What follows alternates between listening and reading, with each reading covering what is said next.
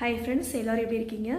இன்றைக்கி வீடியோவில் வந்து நம்ம ஸ்டாக் மார்க்கெட் பற்றி தான் பார்க்க போகிறோம். ஸோ கண்டிப்பாக ஸ்கிப் பண்ணாமல் பாருங்கள். இடையில ஸ்கிப் பண்ணிங்கன்னா உங்களுக்கு சில இன்ஃபர்மேஷன் தெரியாமல் போகலாம். அதுக்காக தான் சொல்கிறேன். இப்போ ஒரு சமீப காலமாக ஒரு லாஸ்ட் 3 மந்த்ஸாகவே வந்து மார்க்கெட் வந்து டவுனில் இருக்குது. அது எல்லாத்துக்குமே தெரியும். பர்டிகுலராக இந்த மந்த் டிசம்பர் அப்புறமா ஜனவரி 2025 ரொம்பவே வந்து கிராஷில் வந்து நோக்கி போயிட்டுருக்கு. ஸோ எக்ஸிஸ்டிங் இன்வெஸ்டர்ஸாக இருந்தாலும் சரி, இல்லை நியூ இன்வெஸ்டர்ஸாக இருந்தாலும் சரி, இல்லை ப்ராஸ்பெக்டிவ் இன்வெஸ்டர்ஸாக இருந்தாலும் சரி, நிறைய பேருக்கு டவுட் இருக்கும். நம்ம இந்த ப்ராடக்ட் இந்த ஸ்டாக்கை வாங்கலாமா, இல்லை ஹோல்டு பண்ணியிருக்கலாமா, இல்லை வித்துடலாமான்னு சொல்லிட்டு நிறைய டவுட்ஸ் இருக்கும்.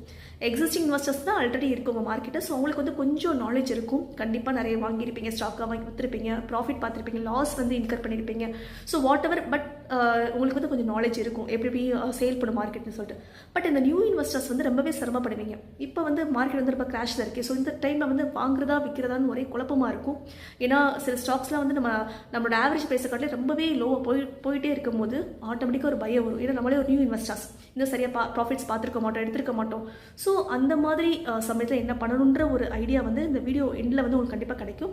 தேர்ட் வந்து நான் சொல்ல ப்ராஸ்பெக்டிவ் இன்வெஸ்டர்ஸ்னால் கண்டிப்பாக இன்வெஸ்டர்ஸ் ஆகிறதுக்கான எல்லாம் உங்களுக்கு தகுதி இருக்கும். சில ஃபண்ட்ஸ்க்காக நீங்கள் எதிர்பார்த்துட்டு இருப்பீங்க, ஃபண்ட்ஸ் வந்ததுக்கப்புறம் இன்வெஸ்ட் பண்ணிடலான்னு சொல்லிட்டு.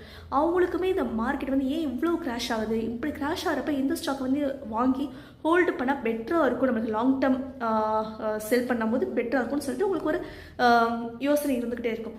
ஸோ இந்த 3 இன்வெஸ்டர்ஸுமே இந்த வீடியோ வந்து கண்டிப்பாக யூஸ்ஃபுல்லாக இருக்கும். இன்னொன்று என்னென்னா, ரீசெண்டாக வந்து கல்யாண் ஜுவல்லர்ஸ் நிறைய பேர் வாங்கியிருப்பீங்க. ஒரு லாஸ்ட் 6 மந்த்ஸாகவே அதோட வந்து ப்ராக்ரஸ்ன்றது சூப்பராக இருந்தது. கொஞ்சம் கொஞ்சமாக கூடி ஒரு 450 இப்போ வந்து 740 வரைக்கும், ஆல்மோஸ்ட் 760 800 ஒட்டி போயிடுச்சு கல்யாண் ஜுவல்லர்ஸோட ரேஞ்ச். ஸோ அதில் நிறைய பேர் வந்து இன்வெஸ்டர்ஸ் வந்து ரொம்ப ஆர்வமாக அதை வாங்கிட்டு இருந்தீங்க. பட் இந்த மந்த் ஸ்டார்டிங்லேருந்தே அதுக்கு வந்து ஒரு பேட் டைம்னு சொல்லலாம். ரொம்பவே உழுக ஆரம்பிச்சிருச்சு, கொஞ்சம் கொஞ்சமாக உளுந்து இப்போ ரொம்ப படுத்துக்கிற நிலைமைக்கு ஆயிடுச்சு.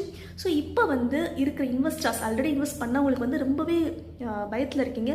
ஏதர் நம்ம வந்து அதை ஹோல்டு பண்ணலாமா, or we can sell, or we can buy. இப்போ நிறைய குழப்பத்தில் இருக்கீங்க. ஸோ இந்த எண்ட் ஆஃப் த வீடியோவில் அதுக்கும் உங்களுக்கு ஒரு கிளாரிட்டி கிடச்சிரும். நீங்கள் வந்து அந்த கம்மியான ப்ரைஸில் வாங்கலாமா, இல்லை ஆல்ரெடி இருக்கிற வந்து அப்படியே ஹோல்டு பண்ணிட்டு பேசாமல் லாங் டேர்முக்கு விட்டுருவோமா, இல்லை ஒரு 20,000 இருக்குது அப்படின்னா அதை பேசாமல் விற்றுட்டு வேறு ஏதாவது ஸ்டாக்ஸை வந்து நம்ம ஃபோக்கஸ் பண்ணலாமான்னு டவுட் இருக்கும். ஸோ எல்லாத்துக்குமே இந்த வீடியோ உங்களுக்கு வந்து பதில் கிடைக்க போகுது. வாங்க வீடியோக்குள்ளே போகலாம்.